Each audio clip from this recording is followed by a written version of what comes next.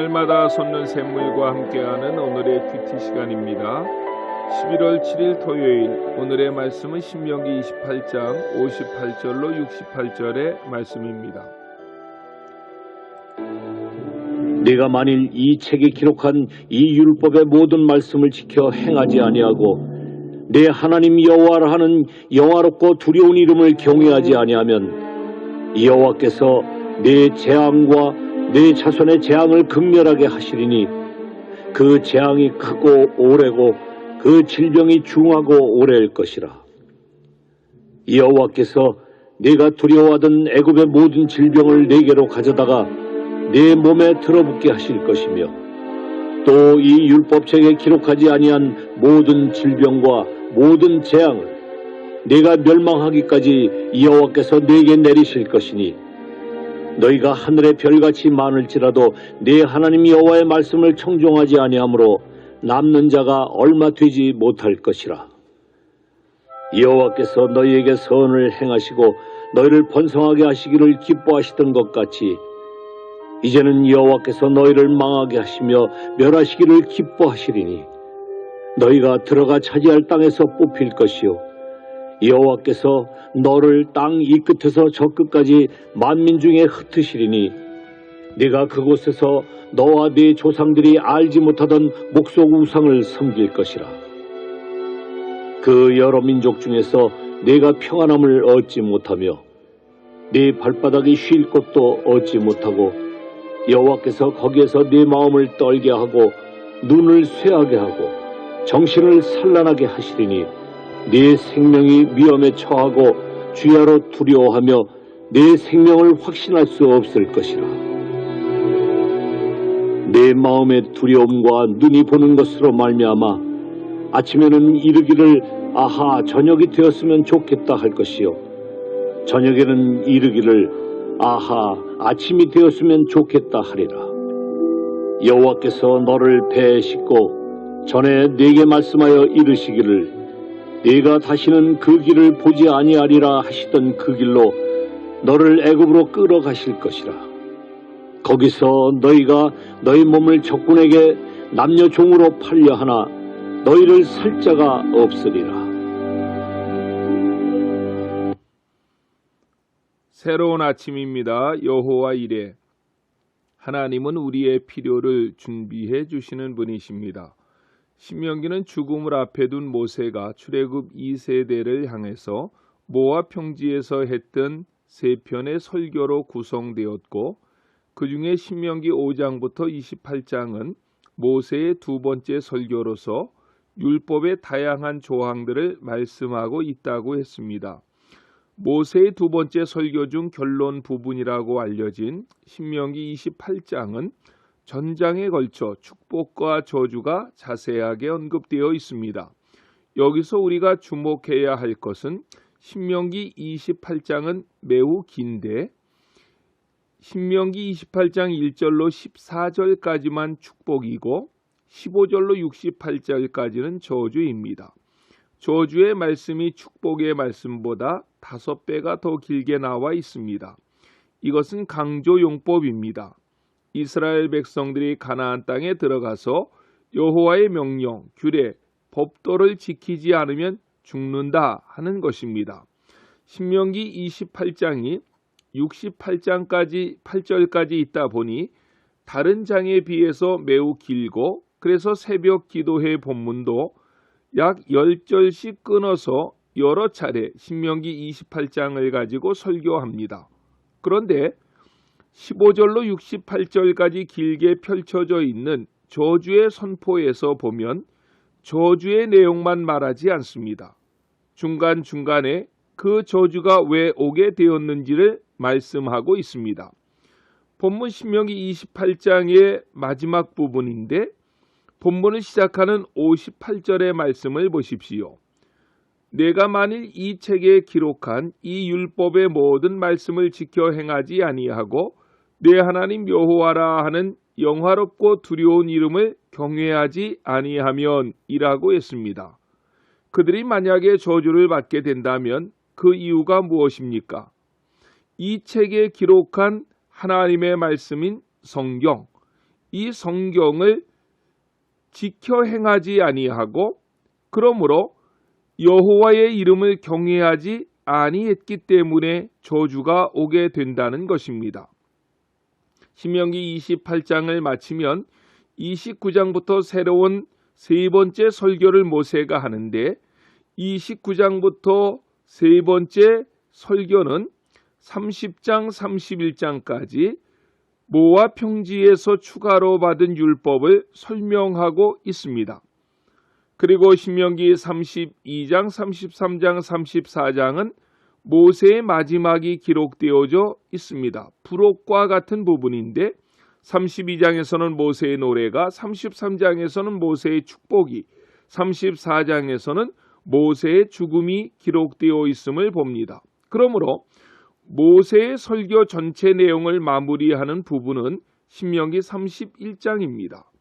신명기 31장 10절로 13절에서는 모세는 그의 긴 설교를 마무리하면서 유언과 같은 내용을 선포합니다. 제가 읽겠습니다.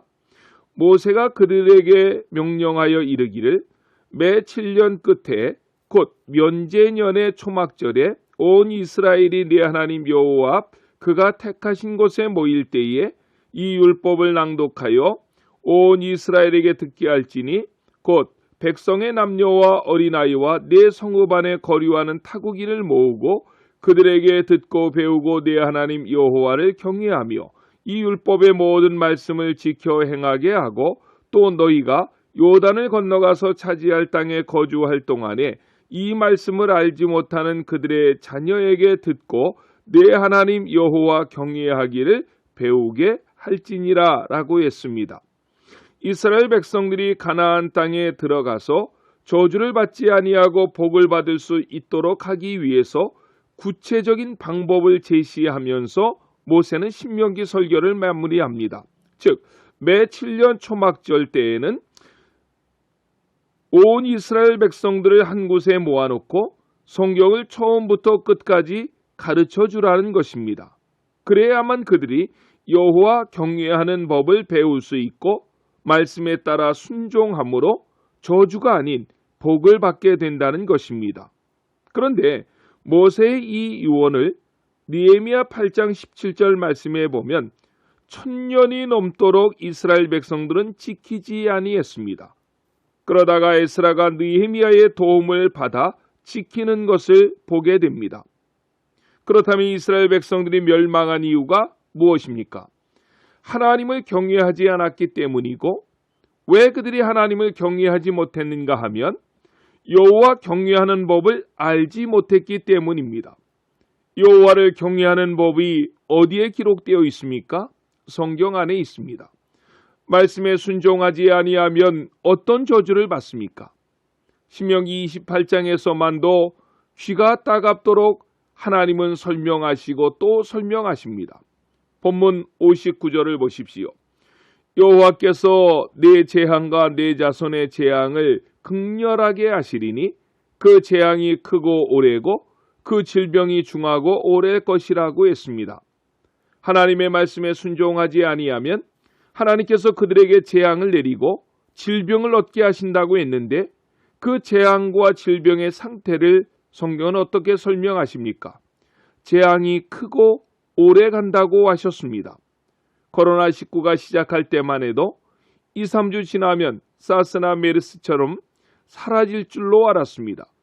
그러나 전 세계적으로 볼 때 코로나는 규모에 있어서 이전에 있던 전염병과는 상대가 되지 않게 크고 오래 가고 있습니다. 이런 재앙뿐만 아니라 질병도 주시겠다고 했는데 그 질병은 중하고 오래일 것이라고 했습니다. 60절에서는 애굽의 모든 질병을 내 몸에 달라붙게 하신다고 했고 61절에서는 율법에 기록되지 아니한 질병까지 내려질 것이라고 했습니다. 생각만 해도 소름이 돋는 말들입니다. 62절을 눈여겨보아야 합니다. 너희가 하늘의 별같이 많을지라도 내 하나님 여호와의 말씀을 청종하지 아니하므로 남은 자가 얼마 되지 못할 것이라고 했습니다. 하늘의 별과 같이 많다. 이 말은 어디서 많이 듣던 말이 아닙니까? 창세기 15장 5절에서 아브라함과 했던 약속을 생각나게 하는 말씀입니다. 하나님께서 아브라함을 밤에 밖으로 데리고 나가서 하늘을 바라보게 하신 후에 이렇게 약속하셨습니다. 이르시되 하늘을 우러러 뭇별을 셀 수 있나 보라.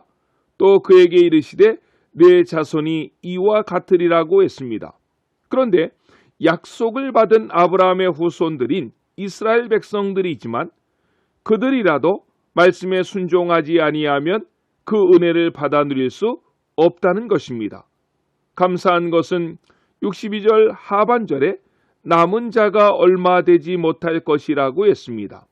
구약 성경 여러 곳에서 강조되고 있는 남은 자 사상이 살짝 언급되고 있는 것을 보게 됩니다. 그리고 계속적으로 불순종할 때 임하는 저주가 이어지는데 63절에서는 가나안 땅에 들어가지만 그 땅에서 뽑히게 될 것이라고 했고 64절에서는 이스라엘 백성들을 만미 중에 흩어버리시겠다고 했습니다. 디아스포라입니다. 65절에서는 평안을 얻지 못할 것이라고 했습니다. 샬롬이 없는 것입니다. 그것을 지체를 예로 구체적으로 설명합니다. 발바닥이 쉴 곳을 얻지 못하고 마음이 불안하고 떨리고 눈이 쇠하고 정신이 산란하게 될 것이라고 했습니다. 마지막 68절 하반절에 보면 그들의 적군에 포로되어 잡혀가지만 그들을 포로 잡은 적군이 팔려고 하지만 살자가 없다고 했습니다.